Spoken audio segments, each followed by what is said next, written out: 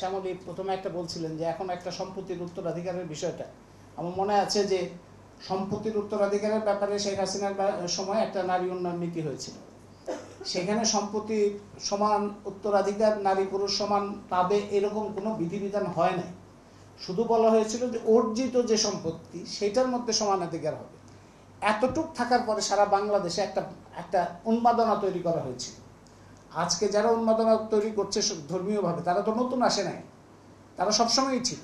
এবং আওয়ামী লীগ সরকার তাদেরকে বিভিন্নভাবে ব্যবহার করেছে, তাদেরকে প্রতিপালন করেছে। কোনো সময় তাদেরকে দলের মধ্যে নিয়ে তাদের নির্বাচন ছাড়া ক্ষমতায় থাকতে গেলে অনেককেই খুশি রাখতে হয়, তাদেরকেও খুশি রাখার চেষ্টা করেছে। তার ফলে ওই উন্মাদনা যারা তৈরি করেছিল তারা তো এখনও আছে। কিন্তু আপনারা খেয়াল করলে দেখবেন যে যার ধর্মকর্মের সাথে কোনো সম্পর্ক নেই, কোনো ধর্মের সাথে সম্পর্ক নেই, সেও যখন নারীর উত্তরাধিকারের প্রশ্ন আসে, সেও তখন বলে ইসলাম ধর্মে আছে মেয়েদেরকে অর্ধেক দিতে হবে। তার মানে ধর্মটা হচ্ছে তার কাছে একটা অস্ত্র হিসেবে ব্যবহার করে। সে ধার্মিক হওয়ার সাথে এটা কোনো সম্পর্ক নেই। আবার একজন ধার্মিক হয়েও এটা হইতে পারে যে তার ছেলে মেয়ে তার কাছে বৈষম্যের মধ্যে যাবে, এটা উনি ভাবতে পারেন না, বা উনি তার কাছে মনে হয় যে এটা কী করে হয়। কারণ মেয়েকে ছেলের অর্ধেক দিতে হবে, এটা হচ্ছে একটা মিনিমাম।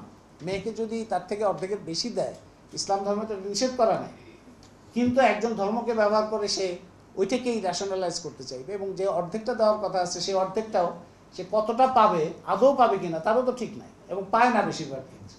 তো যাই হোক, এই লড়াইগুলো, এই যে কণ্ঠস্বরটা, যেটা আমি বলি যে শক্তির জায়গাটাকে আমাদের, এই ধর্মকে কেউ ব্যবহার করবে, কেউ সিগারেটের ওসিলা ধরবে, কেউ কাপড়ের ওসিলা ধরবে, কিন্তু খেয়াল করলে আপনারা দেখবেন যে এই সামাজিকভাবে ওই দৃষ্টিটাই শক্তিশালী, যে অনেক একটা বড় শক্তিশালী গোষ্ঠী আছে পুরুষদের মধ্যে, যে এবং মেয়েদের মধ্যেও তার সমর্থন আছে, যারা মেয়েদের কোনো সক্রিয় মানুষ হিসেবে, সক্রিয় উপস্থিতিরই তাদের কাছে সহ্য হয় না।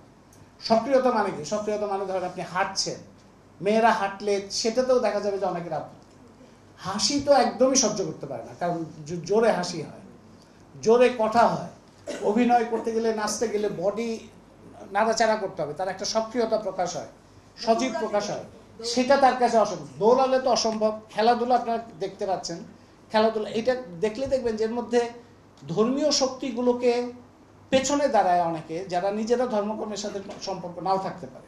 তার মানে এটা ধর্মের চাইতেও বড় একটা ব্যাপার, একটা মতাদর্শিক অবস্থান, যে নারী নিষ্ক্রিয়, নির্জীব এবং অধস্তন থাকবে, তার সক্রিয় সজীব অবস্থান এইটা তাদের কাছে অসহ্য। সুতরাং ওইটা ওই অন্যগুলি বাকিগুলি উছিলা। সেই জন্য আমি কথাটা শেষ করি এই বলে যে জায়গাগুলো এই ক্ষমতাশালী কিংবা সমাজের মধ্যে ভেতরে বিদ্বেষ এবং কর্তৃত্ববাদিতা, এগুলোর মধ্যে থেকে যে চিন্তাগুলো আসে নারীকে নিষ্ক্রিয় রাখার, নির্জীব রাখার কিংবা তাকে অচল রাখার, সেইটা যে সমস্ত কাজ করলে, মানে এই যে সভা সমাবেশ করা, সাংস্কৃতিক তৎপরতা, খেলাধুলা এবং সক্রিয় থাকা, সেই কাজগুলো যেগুলিতে তাদের আপত্তি, সেই কাজগুলো আরও বেশি বেশি করাটাই হচ্ছে এখনকার একমাত্র সমাধান।